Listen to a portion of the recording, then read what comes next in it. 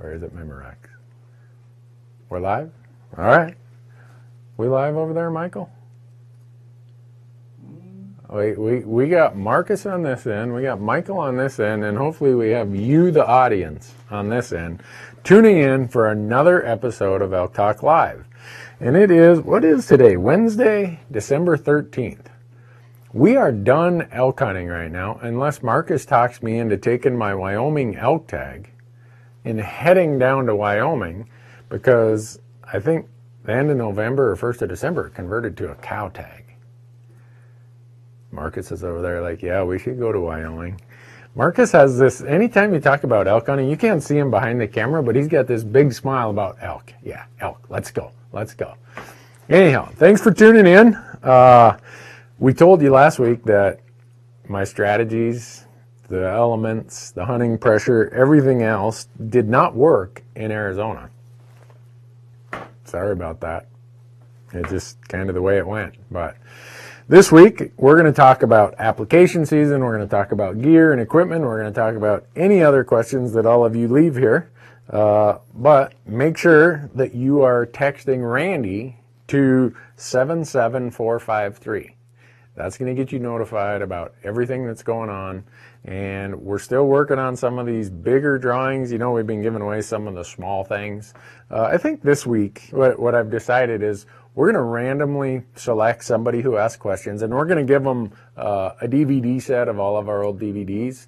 We're going to give them our elk hunting DVD, and I'm probably going to throw a Hunt Talk hat in there for everybody, for not everybody. Man, you know how many hats I'd have to mail out? But the person or people that we randomly pick. So anyhow, want to thank Bowtech, Leupold, Tight Spot, Ripcord, Black Gold, Rocky Mountain Elk Foundation, GoHunt.com, Onyx Maps. I know I'm forgetting somebody, but anyhow, they are the companies that make this possible. And again, we always talk about the promo codes you can use to save yourself some money because it's shopping season, right?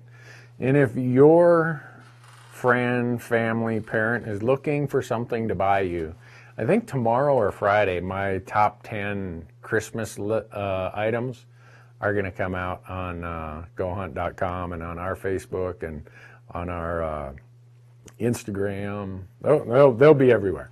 So if you go out there, GoHunt.com, use promo code Randy, you're going to get $50 of store credit off their Insider. And if you're buying products from Onyx Maps, use promo code Randy and you're going to get 20% off all of the items that are app-based for your smartphone. So how are we doing over there, Michael? You already got that many questions? Okay, here's one. People have seen this because we've just done, let's see, this year we did an elk hunt in Wyoming with llamas, and then our buddy Wade in Arizona helped us with his llamas.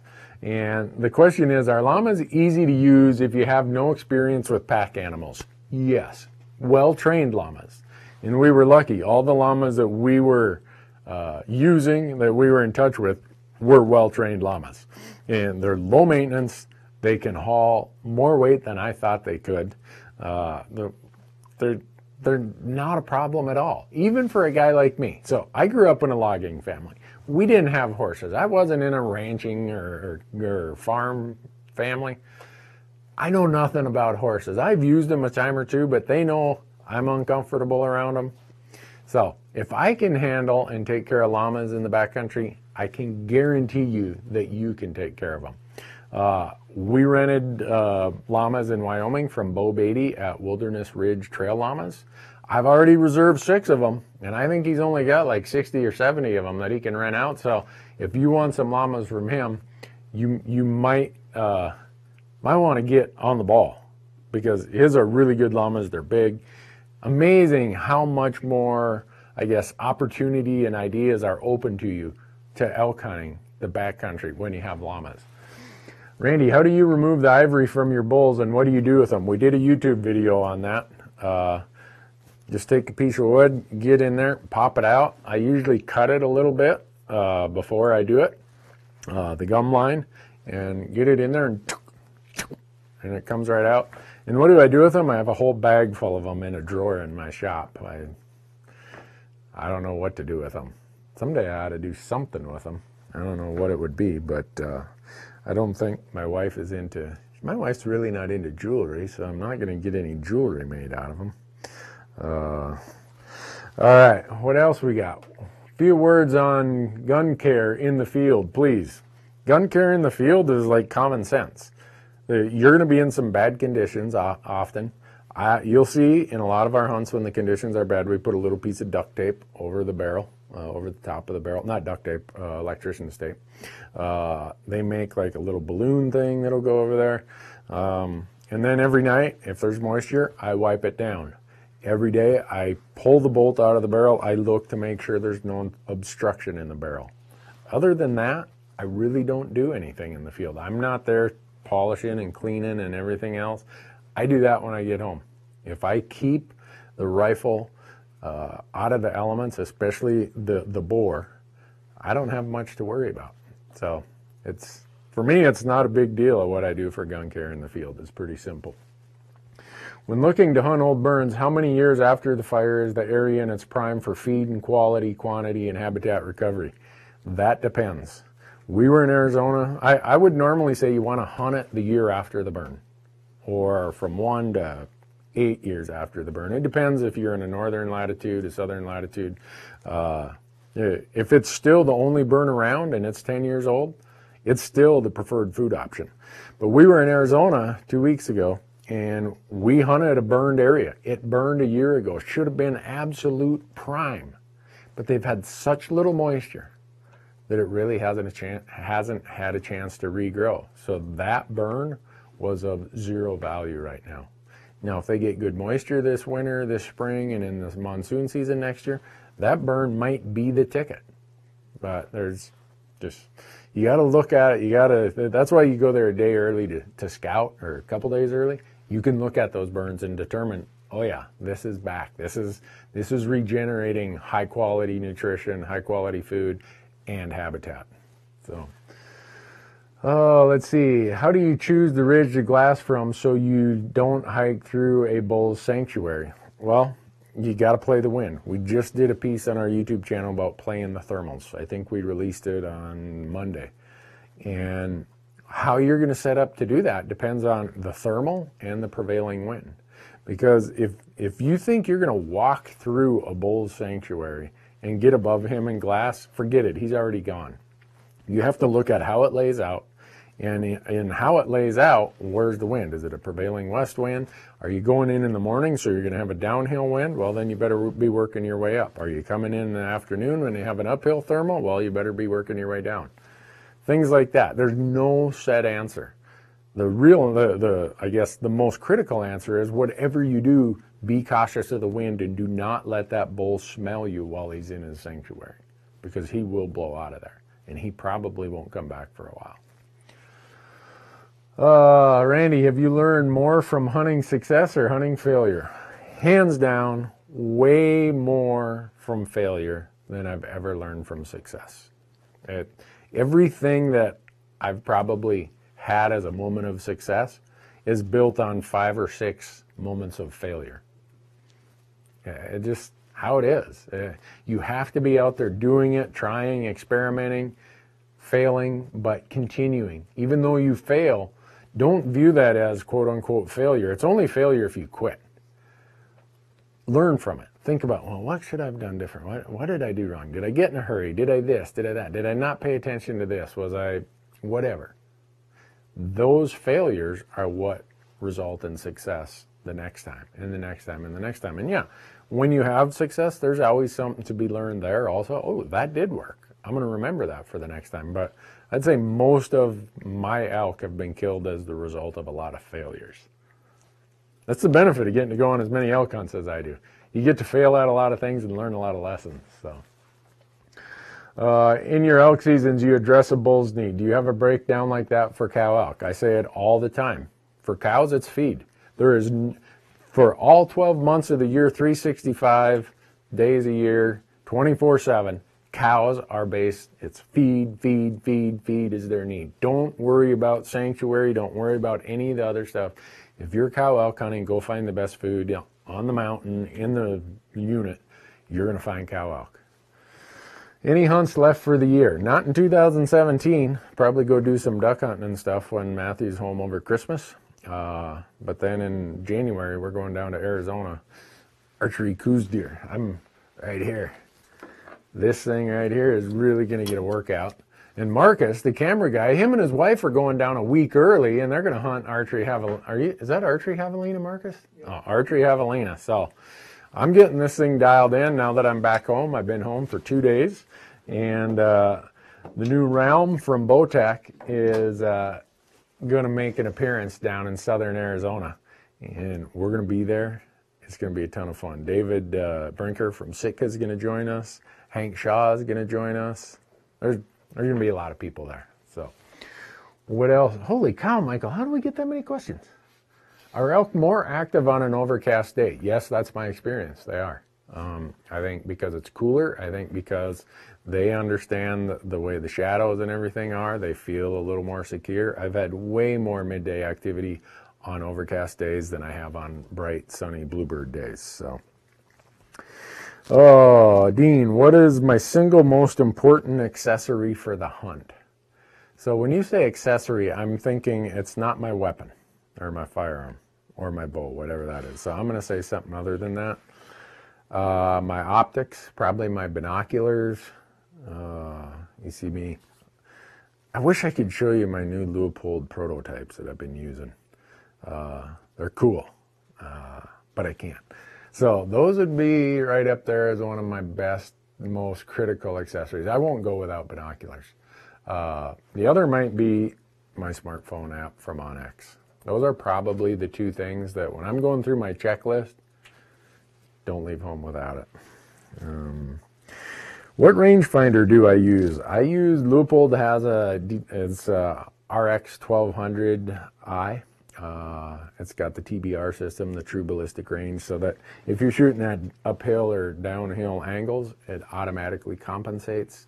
Unbelievable rangefinder. I've been using them for forever, and they work great for me. Thanks for the video on applying for Arizona elk tags. Well, you must not be from Arizona, because I got a bunch of messages from Arizona guys today when that video went live saying, don't tell everyone to come to Arizona. But I'm glad you liked it. I hope you apply in Arizona.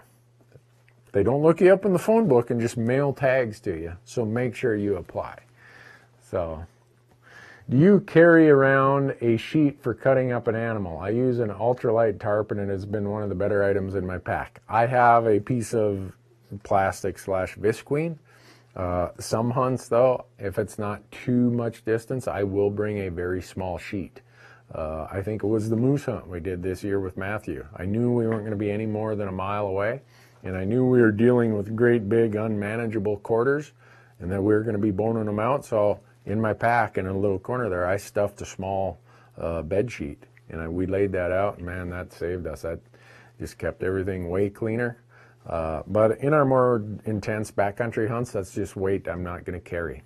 So if it's not real, I guess, critical that you reduce every ounce out of your pack because you're going in 5 miles, yeah, carry something like that. It'll keep your meat a lot cleaner when you're doing your field dressing. Oh, what pound bow do you use? My opinion of a 60 versus 70 versus 80 pound bow. My first opinion is if you got to shoot an 80 pound draw weight on your bow, you probably are doing something wrong. And now all the people who shoot 80 pound bows are going to say, Newberg, you're an idiot. No, I shoot 60.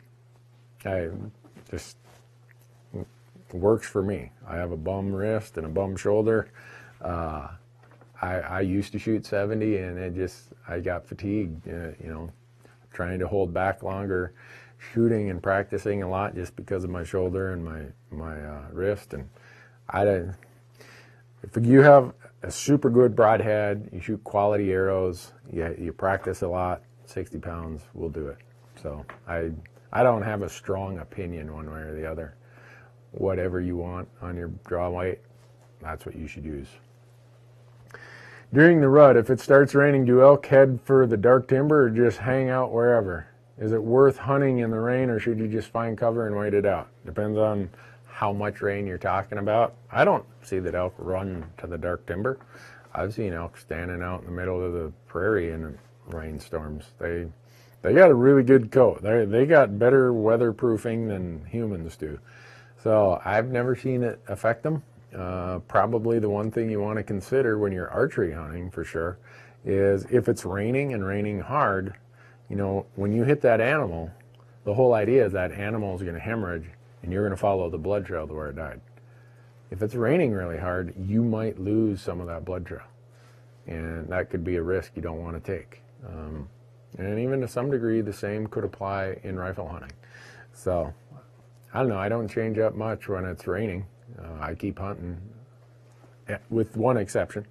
If it's raining hard enough that it ruins these $5,000 camera setups and accessories, we don't hunt.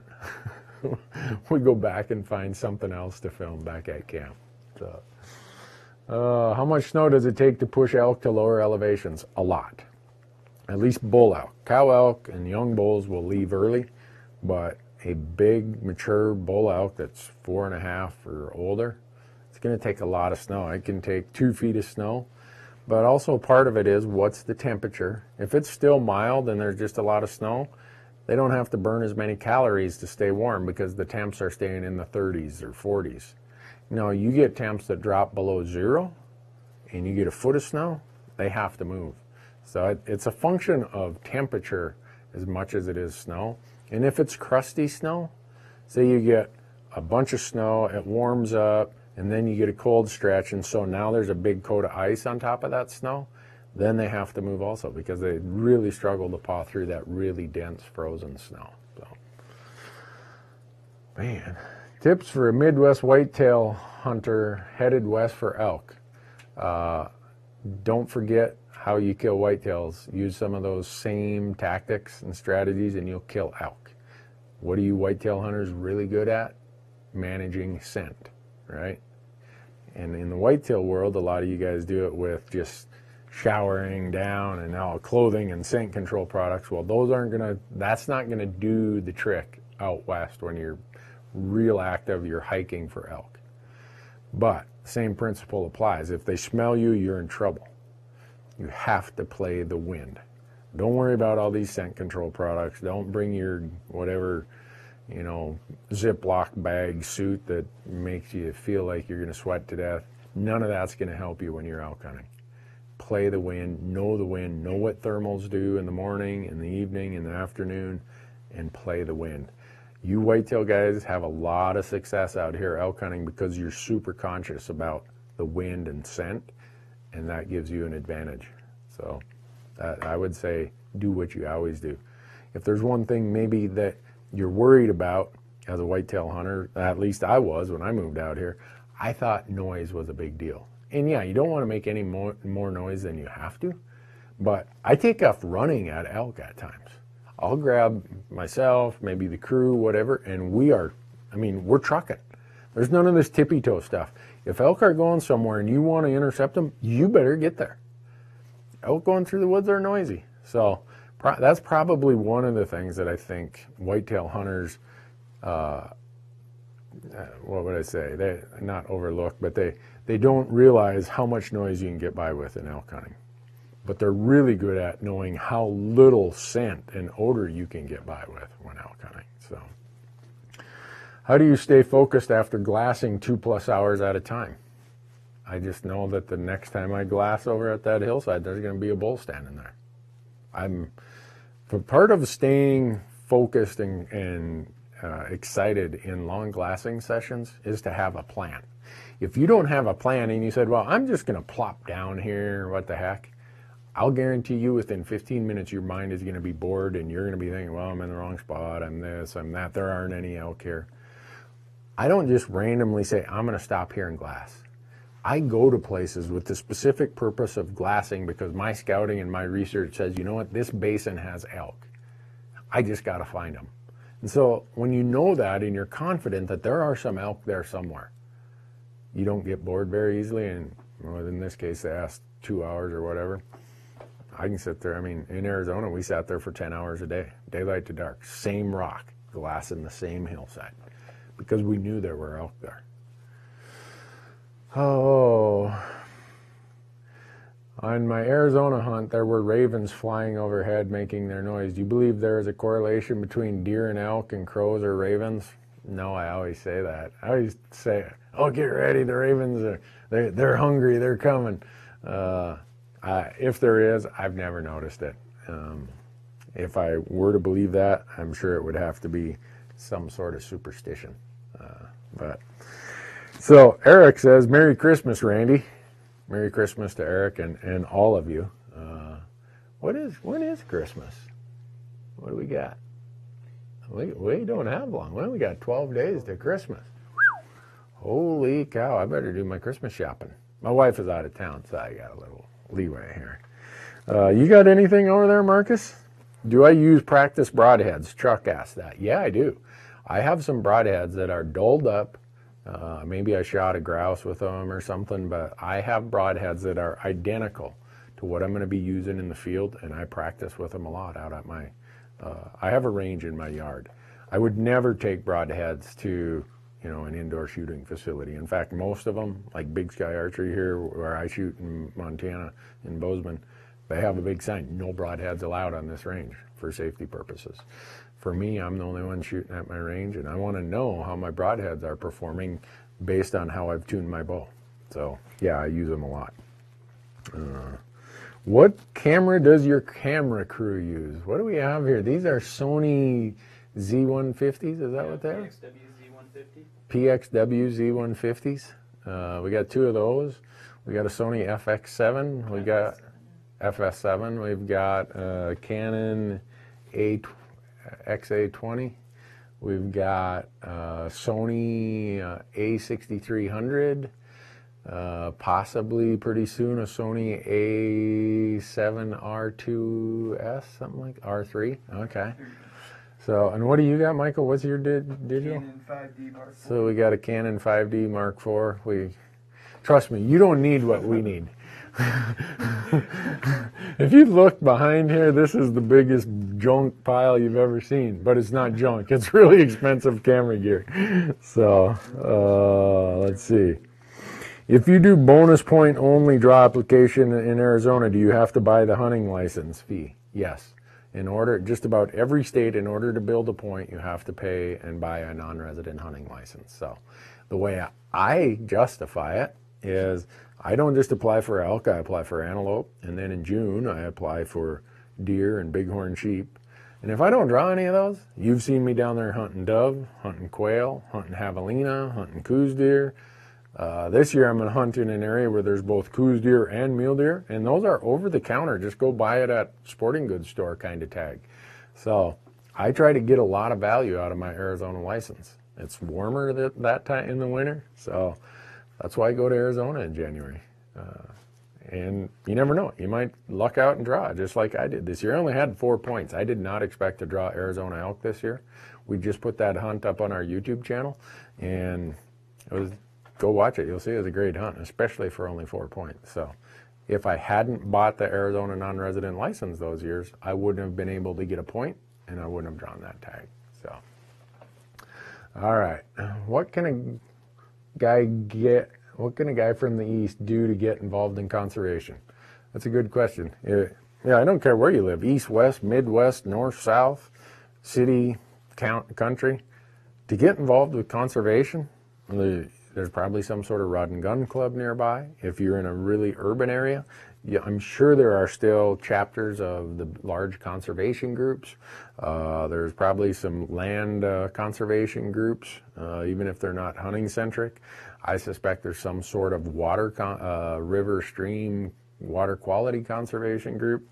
The big ones that we do, you see it right here, Team Elk, Rocky Mountain Elk Foundation. Backcountry hunters and anglers, gosh, there's all kinds of them. Ducks Unlimited, Quail Forever, Pheasant Forever, Rough Grouse Society. The list goes on and on. Those are good places to go and look and start. But I'm glad you asked it, because we as hunters, as we become a smaller and smaller segment of society, we really have been the ones funding and doing the volunteer work for wildlife conservation. And as we get to be a smaller and smaller percentage, the burden per capita that each of us have to carry is greater. So I hope all of you will find some conservation group to belong to, not just in a membership standpoint, that helps and that's great, but also to be involved with, whether it's advocacy, whether it's volunteerism, whether it's fundraising, whatever it is, every one of us have to do a little bit more. So, all right. Coordinates for my honey hole. I'm going to ask the audience this question.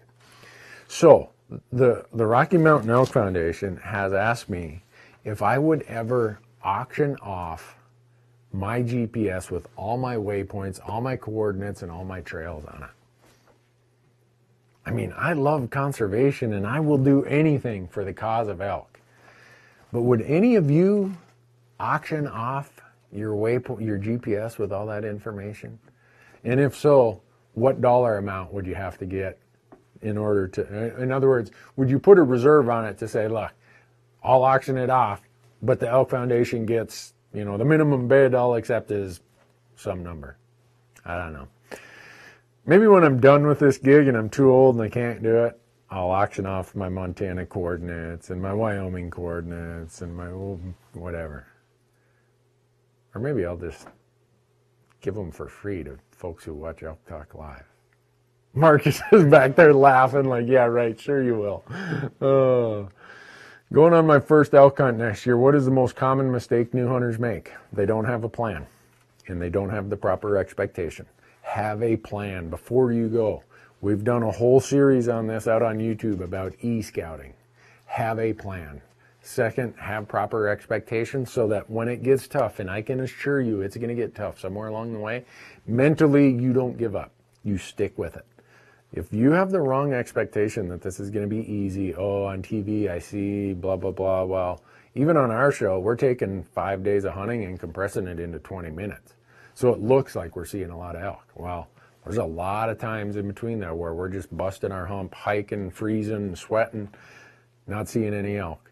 And if we gave up, if we had the wrong expectation, the wrong mindset, we would give up and we'd never have success. So those are the two biggest mistakes I think people make. They don't have a plan and they have the wrong expectation. So, oh boy, there's too much to cover on that one, Michael. Okay, how far do mature bulls move for breeding areas with high amounts of cows? And will the same bull be in that area in December? No. They will not be in the same place in December that they were during the breeding season. And they will move a long ways. They will move 10, 15 miles. There's mountain ranges in Nevada where they move from one mountain range to the other. They cross these big valleys and they go over to a different mountain range where most of the rutting happens. I have no idea why. The biologists will tell you that. The game wardens will tell you that. The hunters will tell you that. And they're going 20 miles. I know people who've got an elk on a trail camera in this spot and it gets killed in the rut 12 miles away. So elk will travel a lot during the rut. They will move. They're very transient during the rut, which is, again, September for the most part, a little bit of October. In heavy wind of 20 to 30 miles an hour, I wish that was all we dealt with in Arizona last week, do you suggest staying put in a glassing location or going into the trees to try find big bulls? If you're glassing, I'm assuming that you're hunting, or rifle hunting. I stay in glass.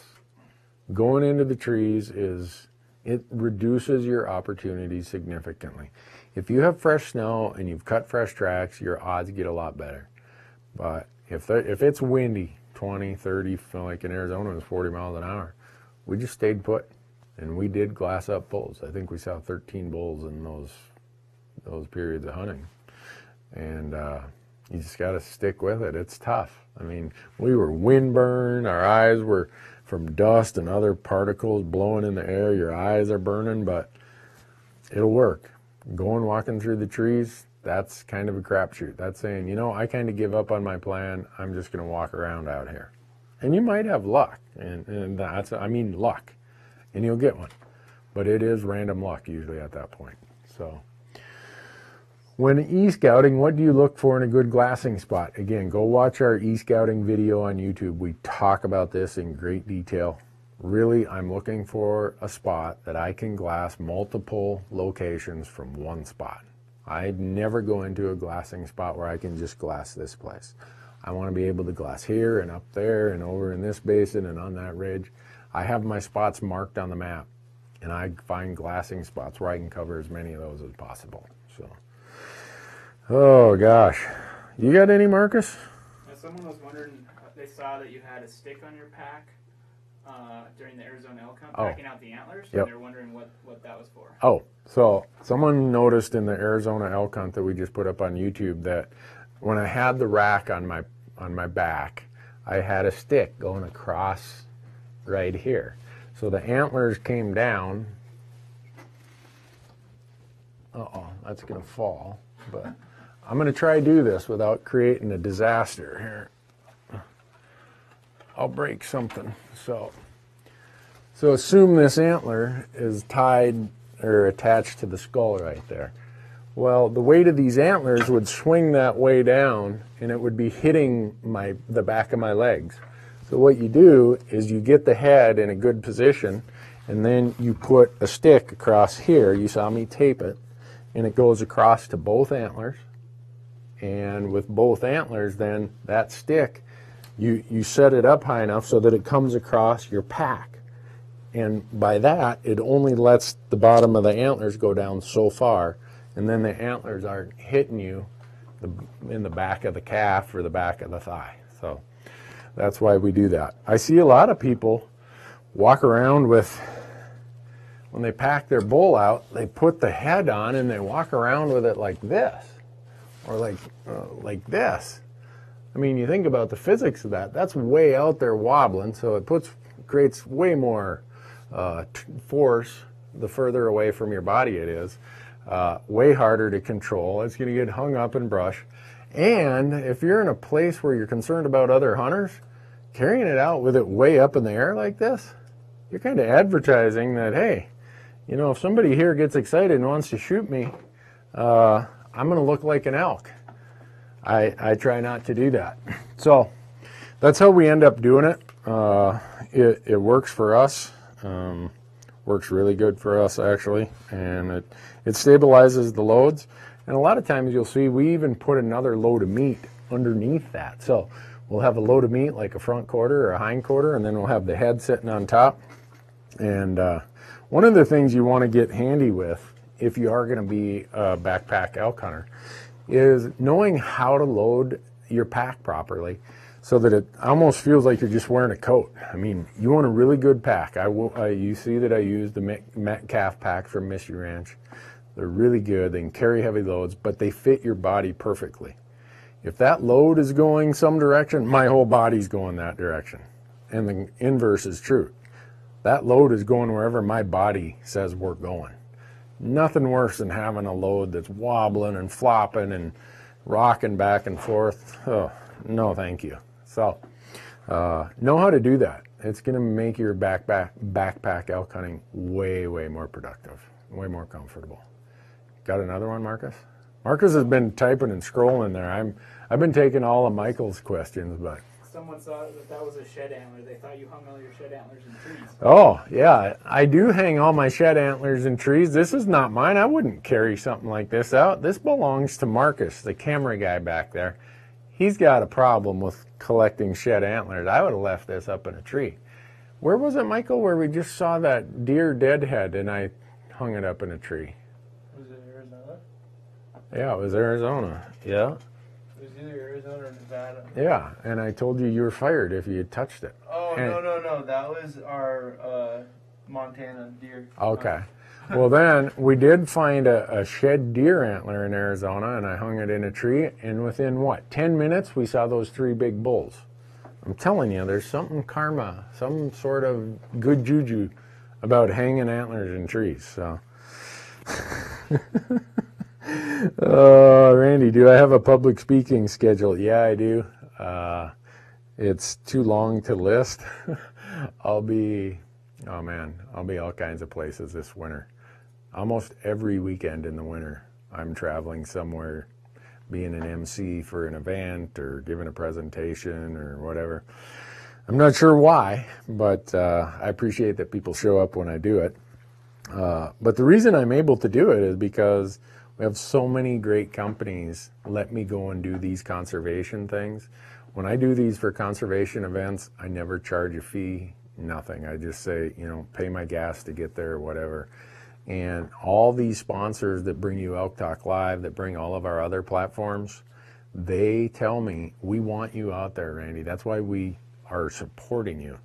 So I go and do that, and I can do it because of these great companies. And I'm going to rattle them off again because they're so wonderful for us to have companies that do that. And again, it's Bowtech. For Elk Talk Live here, it's Leupold, it's Onyx Maps, it's Tight Spot, it's Ripcord, Black Gold, Elk Foundation, GoHunt.com. Gosh, those companies are very vested in this whole public land self-guided message that we're putting out.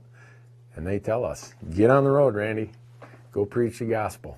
So I will be out talking a lot this winter. I'm always glad to answer people's questions, but I tell people the advice I gave is probably worth what you paid for it. What do you got, Marcus? I see you got a good one there. Do you ever go on solo hunts? Do I ever go on solo hunts? I do. I intended to go on one this year, but Michael imposed on me on opening day of rifle season. He said, man, I want to go with you.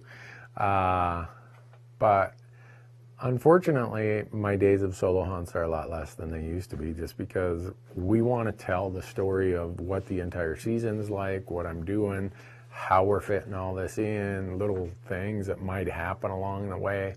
If something really cool happened, I want to be able to show it to you. So I get very few solo hunts anymore. But, oh, let's see. Tips for finding December elk in Colorado. Well, it's December, right? Late season. And when you say elk, if it's cows, go find the feed. If it's bulls, know that they're going to be in sanctuary areas, and they're going to be in the sanctuary areas probably closest to the winter range. And that's, I know we say that's how you do it, and we make it sound really simple. Yeah, it requires a lot of work and research, but those are the areas to start looking, to start scouting. What else you got, Marcus? What do you like more, grouse or llamas? What do I like more, grouse or llamas? Whoo, boy, now you're putting me on the spot. I'm going to have to say I've become, in the course of 1 year, I've become more endeared to llamas than I am to grouse. That's because I'm getting old, and those llamas are saving my butt. We were talking, we're in application season here, so the very first hunts we're going to be applying for in January are Arizona. Well, Arizona will be late January. Earlier than that will be Wyoming. And now that we have the whole llama gig figured out, there is no place that we aren't thinking about applying. And just because it's more practical now. It's going to save our butt, save our backs, save our legs. So, but trust me, if there's a grouse in the way, he's coming home in the pot. But what do you got over there, Michael? How do you go about deciding what unit to put in for in a state? It depends on what you're looking for out of your hunt. Some people say, you know what, I just want a chance to shoot an elk. Some people say, oh, I want nothing but the big one. For me, I want that blend of experience that's going to be, all right, I'm going to see some elk. I'm maybe going to have to work a little harder because maybe the public access isn't, you know, huge blocks of public land. Maybe I got to solve the access riddle a little bit. I'm good at that. So as far as what unit you want to apply for, make sure you know what you want out of your hunt. Maybe you want a cow hunt, and those are going to be easy. Maybe you want a backcountry experience. Well, those might be easier too because some people don't want to work that hard. For me, it depends on what story we're trying to tell. I'm probably going to say, all right, if this is considered one of the lower rated units in the state and this is one of the higher, I'm going to be in the middle of this tier here usually, and I'll make do with it. I'd rather go elk hunting and know that in the middle of the tier, my draw odds are going to be way better than waiting 20 years for one of these big, you know, tough to draw glory tags. I want to go, so I'm going to be somewhere between slightly above the middle of the pack to the bottom of the list. And I'm going elk hunting. Oh, wow. Randy, do you recommend solo hunters carry any type of personal locator beacon or satellite phone in the backcountry, or will cell service suffice the majority of the time? Cell service sucks everywhere we go. Do not count on cell service. This year we bought the Garmin InReach, right? And we brought that with us. Yeah, I mean, for me, most of the places we're finding good numbers of elk on public land. To bring your cell phone, you may as well stand on a rock and yell. You're gonna, you know, someone's gonna hear you. As your chance of your spouse hearing you standing on that rock yelling is the same as bringing that cell phone. So, a personal locator beacon or an InReach device is probably what you're gonna have to do. Satellite phones are good. Only downside is you gotta have some way to recharge them if you run out of power. Holy smokes! I can't believe all these. Will a bull elk come back to his bedding area after you shot at him? Not that day. Maybe not even that season. The older bulls, they wise up. If your season is long like in Montana, he might come back in there in a week or so. But in a lot of states, your seasons are 5 days or 7 days. Once you get him out of that sanctuary and get a shot at him, you better make it count, because the odds are in those shorter seasons, you're not going to see him in that spot again. So. Holy cow, Michael, you got a list there a mile long. You got one, Marcus? Yeah, on an August hunt, how would you keep, on an August elk hunt, how would you keep meat from spoiling? How would I keep meat from spoiling? I'd get the hide off as soon as possible. I'd get it in game bags as soon as possible. I would hang it in a shaded spot and let the wind blow on it. I'd probably let it hang overnight. In the mountains, the temperatures, even in August, will drop down into the high 40s, low 50s. And then once that big mass of meat has cooled, I would get it down to my Orion cooler. I would put ice blocks or frozen milk jugs on top, and I would get it to some sort of cooler facility. You know, August, they can be really hot, and you don't want to take any chances. When bulls are in sanctuary mode, how close will you get to them? As close as I possibly can. Usually we see them from far away. We in sanctuary areas, we get where we can glass 800 yards this way, 500 yards that way. And we see them, we watch them bed, or we watch them get up and feed, and then we make a stock and we try to get within 300 yards of them. I mean, we've shot elk further than that, but for elk, my preference is I like my shots less than 300 yards, and most often we can do that. So, and sanctuaries don't apply in archery season. Elk are just moving and going. You need to be moving and going. So, any chance we'll see me on a Roosevelt or Thule elk hunt? Not a Thule elk hunt, because I'll never draw the tag. Roosevelt elk, probably. In fact, I was talking to my son Matthew. He moved to Oregon, and he's trying to figure out the Oregon Roosevelt elk gig. So we thought, you know what? Neither of us have ever hunted Roosevelt elk. Maybe we should do a YouTube series about how we're going to approach this, how we're going to do our research, how we're going to find a tag, and then go film it and show people what little we know about elk hunting. Any elk hunting advice for hunting heavily pressured areas? Yeah, be willing to do what the other hunters aren't willing to do. And that means get up earlier, go back further, go into country that maybe is rougher and tougher. Don't do what everyone else does. Be a contrarian, because if it was easy, everybody would have success, because most people are doing the same thing, the easy thing. It's never easy. So plan on doing more and different things than what the rest of the crowd is doing. So, what do you got? How far away do you think an elk can smell a person? How far away do I think an elk can smell a person? Well, I used to say at least 200 to 300 yards, but after being in Arizona last week, Michael, how far were those people from those bulls? 700, 800 yards? Yeah. So we did this piece about thermals while we were there, because right in the morning we glassed 2 really nice bulls, and one of them's bedded, one of them's standing, and we're thinking, all right, where are they going to move to? When they leave that morning bed, they're going somewhere else, because there's no way we could have got around to them. The wind is blowing pretty good. We're not going to take that long of a shot. Well, up above them, about 700 or 800 yards, some hunters come out on a rock, and they come above the elk. I don't think they even knew the elk were down there. But you don't hunt from above and hunt down in the morning when the thermal is blowing downhill. Well, that one bull stood and he looked straight up, exactly where that scent stream would be coming from those hunters who were 700 yards away, I bet. And they took off, never to be seen again. About, I don't know, 20, 30 minutes later, those hunters come walking down the ridge. So after seeing that, my idea of thinking elk will smell you from 200, 300, 400 yards, I'm probably going to double that. I'm going to say 600 to 800 yards, they still might smell you.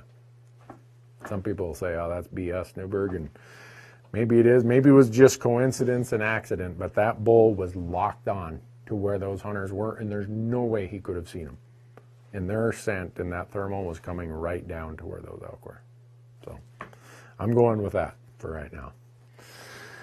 Thoughts on a gravity water filter? I'm concerned of it freezing at night and not working. All I use are gravity water filters. We did a YouTube series about filtering water. Pumps, I've got the pump ones, but man, when you got a crew of people like we do, you got to pump a long time. I prefer gravity filters. The thing you do, take the filter out at night so it doesn't freeze. Drain your hose at night so it doesn't freeze. It takes a minute. Even get on the end of that filter, give it a little blow, and blow the water back out of there. You'll be fine. And gravity filters can process a lot. I use the Katadyn base camp filter. Katadyn just sent us, what are those things they just sent us with the built-in filters, the bags? I can't remember the name.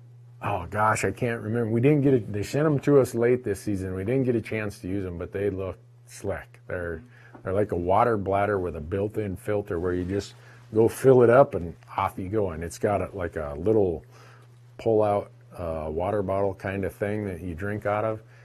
Looks slick, but that's what I use. I use mostly Katadyn stuff. Katadyn, I think is how it's spelled.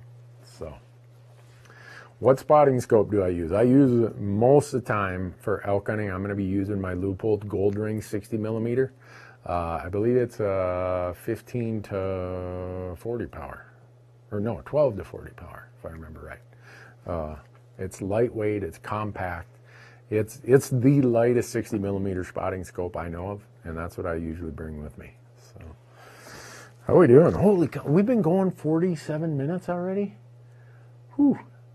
Where can you find areas of public land in which you can set up a camp and then hunt? Anywhere, just about. If it's Forest Service, BLM, a lot of places, state trust land. The state trust land, you need to be a little bit careful. Each state has different rules, but anything that's Forest Service, anything that's BLM, odds are you're going to be able to camp there and hunt there. The harder part is usually getting a permit, a tag. So that's why we're such big advocates of public land. Everything we do is on public accessible land. And in the West, 70% of us hunt on public lands. We're serious advocates about protecting and enhancing the access that we have to our public lands, because in the West, that's what allows for hunting to be what it is. So, we got one last one, Marcus, or what do you say?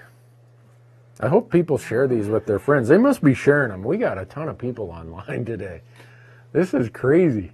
I don't think we've ever had this many questions, because here's what's happening, folks. We're monitoring YouTube channels, live stream channels, Facebook channels for us and all of the partners that we mentioned: Bowtech, Leupold, Tight Spot, Ripcord, Black Gold, Onyx, Go Hunt. We can't get to all the questions. I'm sorry about that. I'd like to. We're going to try, but Marcus, we got to have one last question for him here, don't we? A complicated one? No, I don't want a complicated one. Why would I want a complicated one? I'm a simple-minded guy. I'm like below average at everything. Don't give me a hard one. Someone wants to have you explain elk migration routes. Oh, someone wants me to explain elk migration routes. Well, that's from summer range to winter range, and they're taking the path of least resistance to get there. They're going to go and say, where's the easiest place to make a living in the winter? And they're going to travel those corridors to get there. And then in the summer, they reverse that. The snow starts melting. They say, how do we get to the place that has the lushest, greenest feed at the highest elevation for the longest period of time? And the cows are kind of leading that because they're lactating at that time. So